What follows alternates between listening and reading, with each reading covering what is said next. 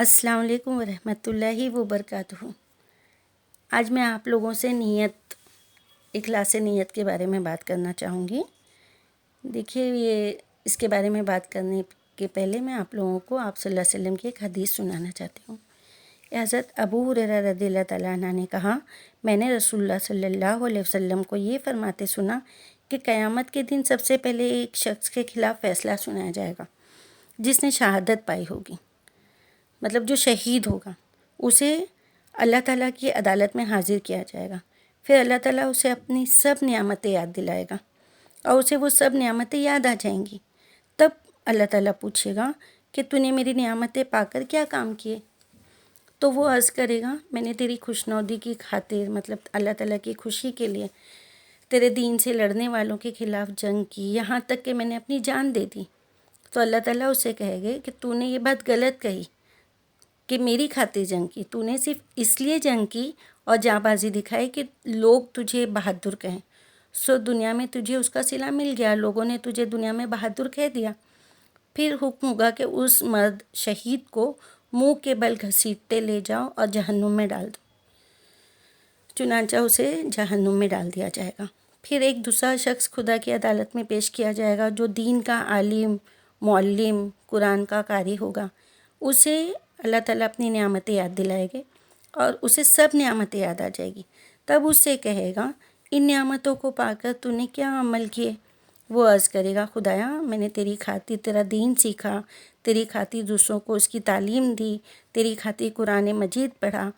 خدا تعالیٰ فرمائے گا، تو نے جھوٹ کہا، تم نے اس لیے علم سیکھا تھا کہ لوگ تمہیں عالم کہیں، اور قرآن اس غرض سے تم نے پڑھا تھا کہ لوگ تمہیں قرآن کا جاننے والا کہیں، سو تمہیں دنیا میں اس کا صلہ مل گیا۔ پھر ہوگا، اس کو چہرے کے بل گھسیٹتے لے جاؤ اور جہنم میں پھینک دو۔ اللہ اکبر۔ چنانچہ اسے گھسیٹتے ہوئے لے جا کر جہنم میں پھینک دیا جائے گا۔ اور تیسرا آدمی وہ ہوگا جس کو اللہ تعالیٰ نے دنیا میں کشادگی بخشی ہوگی، جیسے ہر قسم کی دولت سے نوازا تھا، ایسے شخص کو خدا کی جناب میں حاضر کیا جائے گا اور اسے اپنی سب نعمتیں بتائے گا اللہ تعالیٰ۔ وہ ساری نعمتوں کو جان لے گا اور اقرار کرے گا کہ ہاں یہ سب نعمتیں اسے دی گئی تھیں۔ تب اس سے اس کا رب پوچھے گا، میری نعمتوں کو پا کر تو نے کیا کام کیے؟ وہ جواب میں عرض کرے گا، جن مدت میں خرچ کرنا تیرے نزدیک پسندیدہ تھا، مطلب اللہ تعالیٰ تجھے جو چیز جگہ پہ کام پسند تھا، سبھی جگہوں پہ میں نے تیری خوشنودی کے لیے خرچ کیا۔ تب اللہ تعالیٰ فرمائیں گے، جھوٹ کہا، تو نے یہ سارا مال اس لیے لٹایا تھا کہ لوگ تجھے سخی کہیں، سو یہ لقب تجھے دنیا میں مل گیا، لوگوں نے تجھے سخی کہا۔ پھر حکم ہوگا کہ اس کو چہرے کے بل گھسیٹتے ہوئے لے جاؤ اور آگ میں ڈال دو۔ چنانچہ اسے لے جا کر آگ میں ڈال دیا جائے گا۔ اللہ اکبر۔ دیکھیے، یہ تینوں شخص کے بارے میں جو بھی روایتیں ہم نے سنی، اسے ہمیں کیا پتہ چل رہا ہے کہ دکھاوے کے لیے اگر ہم کوئی بھی کام کریں گے، صرف دکھانے کے لیے، اپنا نام روشن کرنے کے لیے، ریاکاری کے لیے، اپنے آپ کو سپیریئر بتانے کے لیے، جبکہ دل سے، نیت سے ہم وہ کام نہیں کریں گے، تو اللہ تعالیٰ سب جانتا ہے۔ اللہ تعالیٰ دکھاوا پسند نہیں کرتا، اللہ تعالیٰ ریاکاری پسند نہیں کرتا۔ اللہ تعالیٰ کے لیے ہم ایک دم پیور ہونا چاہیے، ہم سچے دل سے اللہ تعالیٰ کے لیے وہ کام کرنا چاہیے، چاہے وہ چھوٹا ہی کیوں نہیں ہو، لیکن وہ چھوٹے سے کام میں بھی اگر ہماری نیت خالص ہوگی، ہم اچھی نیت سے کریں گے، تو اللہ تعالیٰ اس کے لیے ہمیں اونچے درجے دے گا۔ اور ریاکاری کر کے، دکھاوا کر کے ہمیں کچھ نہیں ملے گا۔ کتنی بھی بڑی نیکی کرو اور کتنا بھی بڑا محنت کرو، کتنا بھی صدقہ خیرات کرو، کتنی بھی دین کی تعلیم پھیلاؤ، لیکن صرف دکھاوے کے لیے، اپنا نام روشن کرنے کے لیے، اپنے کو گریٹ بتانے کے لیے، تو اللہ تعالیٰ اسے قبول نہیں کرے گا۔ اس لیے ہمیں بہت سوچ سمجھ کے، ڈر کے، اللہ سے خوف کرنا چاہیے کہ اللہ تعالیٰ ہمارے دل میں ریاکاری ایک ذرہ برابر بھی نہیں ڈالنا۔ اللہ تعالیٰ ہمارے دل میں ایک رائے برابر بھی اگر ریاکاری ہوگی تو ہمیں معاف نہیں کرے گا، تو ہمیں نہیں بخشے گا، تو ہمیں جہنم میں ڈال دے گا۔ اللہ تعالیٰ ہمیں جہنم سے ڈر لگتا ہے۔ اللہ تعالیٰ ہمیں اس گناہ سے بچا۔ ہمیں اللہ تعالیٰ سے گڑ گڑا کے یہ دعا مانگنا چاہیے اللہ تعالیٰ جہنم کی آگ سے ڈر لگتا ہے، اللہ تعالیٰ دوزخ کی آگ سے ڈر لگتا ہے، اللہ تعالیٰ جہنم سے دور رکھ، اللہ تعالیٰ ہم سے ایسے کام مت کرنے دے جس سے ہم رسوا ہو جائے، جس سے ہم جہنم کی طرف چلے جائے، جس سے تو ناراض ہو جائے، جس سے فرشتے گھسیٹتے ہوئے ہمیں جہنم کی طرف لے جائے۔ اللہ تعالیٰ ایسے موقع سے، ایسی وقت سے اللہ تعالیٰ ہمیں دور کر، اللہ تعالیٰ ہمارے گناہوں کو معاف کر، اللہ تعالیٰ ہمیں نیک راستے پہ چلنے کی توفیق دے، آمین یا رب العالمین۔ دیکھیے حضرت ابو ہریرہ رضی اللہ تعالیٰ عنہ سے بھی مروی ہے کہ انہوں نے کہا، فرمایا رسول اللہ صلی اللہ علیہ وسلم نے، اللہ تمہاری شکل و صورت، تمہارے مال کو نہیں دیکھے گا، بلکہ تمہارے دلوں اور تمہارے اعمال کو دیکھے گا۔ اب ہم کو جو بھی کام کرنا ہے، دیکھیے اس کے لیے کوئی عالم، فاضل یا شہید ہونا ضروری نہیں ہے۔ ہم نارمل زندگی میں نارمل طریقے سے جو عبادت کرتے ہیں، ہماری نماز ہے، ہماری عبادات ہیں، ہمارے روزے ہیں، ہم صدقہ خیرات کرتے ہیں، ہم کو ہر چیز پہ غور کرنا چاہیے کہ پورے دن کے، صبح سے لے کے شام تک کے پورے وقت میں کون سے کام میں ہم نے اللہ کے لیے صدقے دل سے کیا یا کسی کو دکھانے کے لیے۔ دیکھیے منافقت آ جاتی ہے اگر ہم اپنی طریقے سے نماز ادا کر رہے ہیں، اچھے طریقے سے نماز ادا کر رہے ہیں، اللہ کے لیے خوشی و خضوع سے نماز ادا کر رہے ہیں صحیح طریقے سے، لیکن کبھی کبھی ایسا ہوتا ہے کہ ہمارے گھر پہ کوئی مہمان آیا ہے یا کوئی بیٹھا ہے، تو اس کو دکھانے کے لیے اگر ہم اور تھوڑا لمبا سجدہ کر لیتے ہیں، تھوڑا اور رکوع زیادہ یا دعا زیادہ لمبی کر لیتے ہیں، تو وہ منافقت ہو جاتی ہے، کیونکہ وہ ہم اللہ کے لیے نہیں کر رہے تھے، ہم اس کو دکھانے کے لیے وہ سجدہ لمبا کیے، ہم نے اس کو دکھانے کے لیے لمبی دعا کی۔ ہم اپنی عبادتوں میں ایک دم پیور ہونا چاہیے۔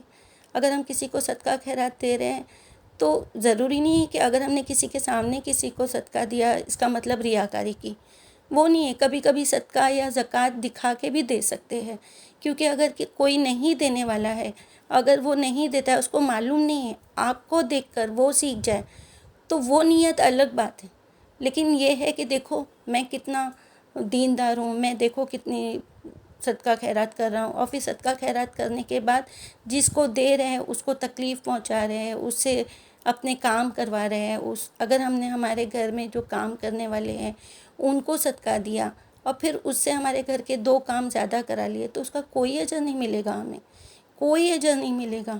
ہم کو بس ہر چیز میں یہ سوچنا ہے کہ اللہ تعالیٰ نے ہم کو کس طرح ہر چیز میں نیکی کرنے کو بتایا ہے، ہم کو بالکل اسی طریقے سے کرنا چاہیے۔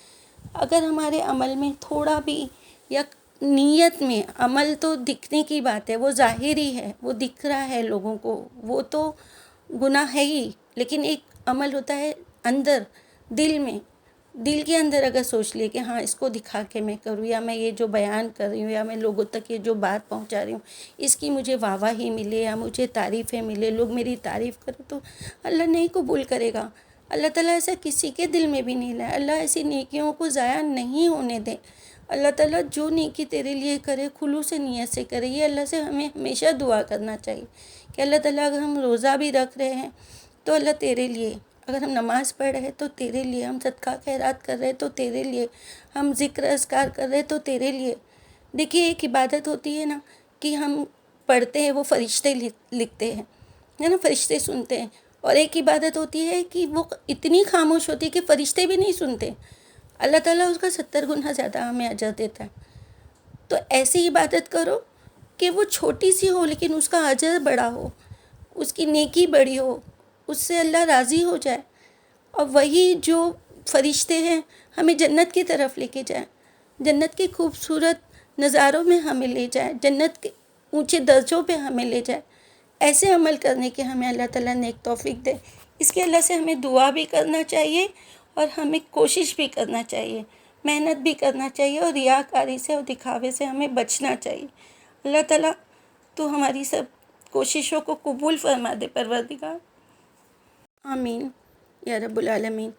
دیکھیے ہم تو انسان ہیں، ہماری تو کوئی بساط ہی نہیں ہے، ہم تو ایک ذرے کے برابر بھی نہیں ہیں۔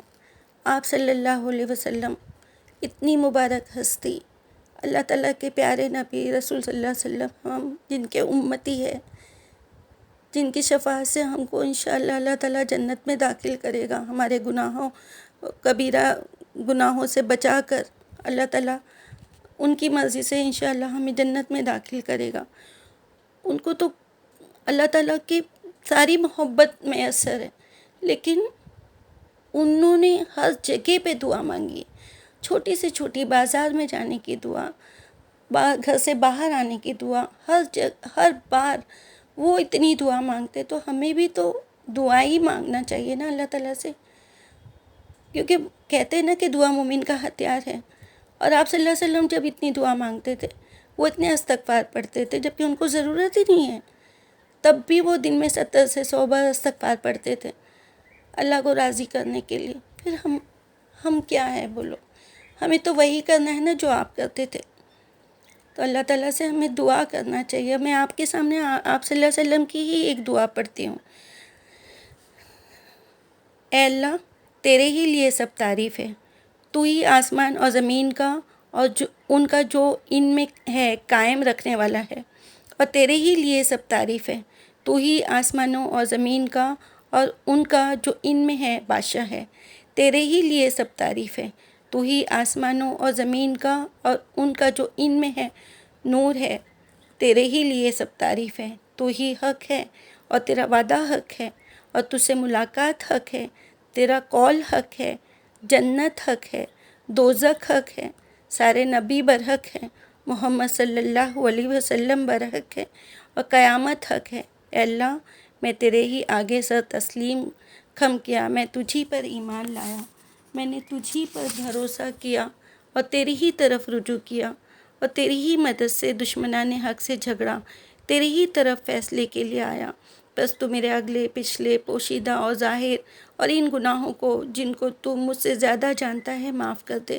تو آگے اور پیچھے کرنے والا ہے، تیرے سوا کوئی معبود نہیں، اور ایک حالت کا دوسری حالت میں بدلنا اور اس کی طاقت کا میسر آنا خدا کی مدد کے بغیر ممکن نہیں۔ آمین یا رب العالمین۔ اللہ تعالیٰ ہمیں بھی نیک دعائیں مانگنے والا اور اللہ تعالیٰ کی قبولیت پانے والا بنا دے۔ آمین یا رب العالمین۔ السلام علیکم ورحمۃ اللہ وبرکاتہ۔